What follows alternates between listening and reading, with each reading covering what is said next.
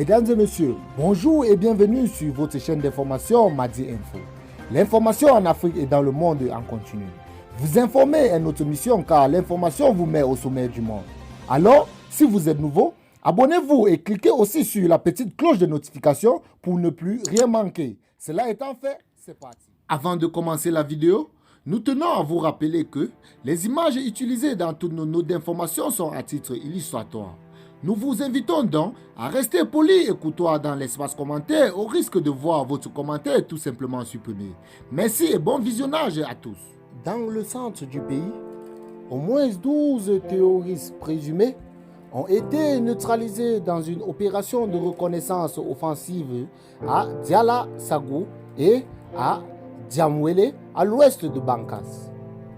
Dans la région de Bandiara, a annoncé mardi soir l'état-major général des armées du Mali dans un communiqué consulté par l'agence à Nadoulou. Dans la région de Bandiagara, les forces armées maliennes FAMA ont, au cours d'une reconnaissance offensive le 24 mai 2022, vigoureusement réagi à des attaques terroristes dans les zones de Dialassagou et Diamweli, respectivement situés à 30 et 40 km à l'ouest de Bankas, a indiqué le directeur de l'information et des relations publiques des armées, ZIPA, le colonel Souleymane Dembélé. Présentant le bilan de l'opération, il a annoncé que 12 terroristes ont été neutralisés, un PM, des fusils de chasse, 9 motos et une somme d'argent récupérée.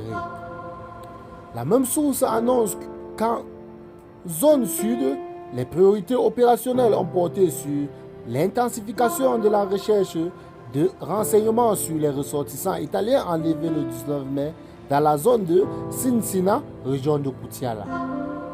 Pour rappel, un couple italien avec un enfant et un Togolais ont été enlevés dans la nuit de jeudi à vendredi dernier par les hommes armés non identifiés à Cincina, dans le cercle de Koutiala, près de la frontière avec le Burkina Faso. Entre autres, l'état-major général des armées rassure que les actions de recherche, de renseignement, de surveillance, de poursuite et de neutralisation des terroristes dans les sanctuaires se poursuivront et les interpellations dans les zones urbaines continueront. Depuis 2012, le Mali est confronté à une crise sécuritaire alimentée de revendications séparatistes et d'attaques terroristes, notamment dans le nord et le centre du pays.